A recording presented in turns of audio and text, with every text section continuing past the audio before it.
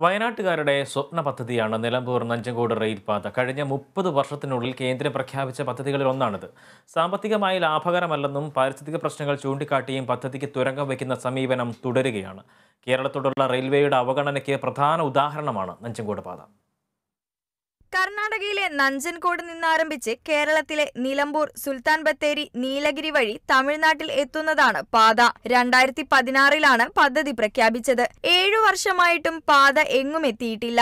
ഭരണം മാറി വന്നിട്ടും പദ്ധതിക്കായി നീക്കിവെച്ച കോടികൾ ഇന്നും ഖജനാവിൽ തന്നെ. 4266 കോടിയാണ് പദ്ധതിയുടെ പ്രതീക്ഷിത ചിലവ്. 3000 കോടി രൂപയാണ് പദ്ധതിക്കായി കേന്ദ്ര സർക്കാർ പ്രഖ്യാപിച്ചിരുന്നത്. സർവേക്കായി കേരളം 10 കോടി അനുവദിച്ചു. 2019 പദ്ധതി ചെലവ് വഹിക്കാമെന്നും കേരളം അറിയിച്ചു. കേരളവും തമിഴ്നാടും കർണാടകവും റെയിൽവേയും തുക വീതിക്കാമെന്ന ധാരണയിൽ എത്തിയിരുന്നെങ്കിലും വനപ്രദേശങ്ങളിലൂടെ റെയിൽപാത പോകുന്നതിനെ തമിഴ്നാടും കർണാടകയും എതിർക്കുകയായിരുന്നു. ഉമ്മൻചാണ്ടി സർക്കാരിന്റെ കാലത്ത് വിശദമായ റിപ്പോർട്ട് സമർപ്പിക്കാൻ ഇ ശ്രീധരനെ ചുമതലപ്പെടുത്തി.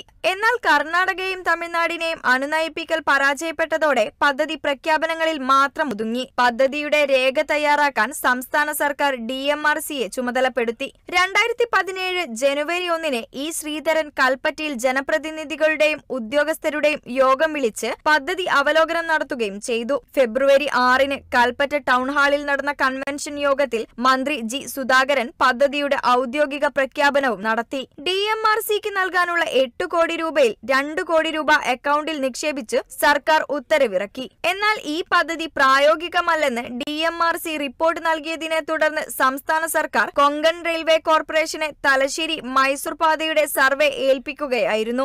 എന്നാൽ പദ്ധതി പ്രായോഗികമല്ലെന്ന് കൊങ്കൺ റെയിൽവേ കോർപ്പറേഷൻ റിപ്പോർട്ട് നൽകി. ഇതിനിടെ ചിലർ തലശ്ശേരി കൽപ്പറ്റ റെയിൽപാതയുടെ സർവേ എന്ന പേരിൽ പദ്ധതി അട്ടിമറിക്കാൻ ശ്രമം നടത്തുകയാണെന്നും ആരോപണമുണ്ട്.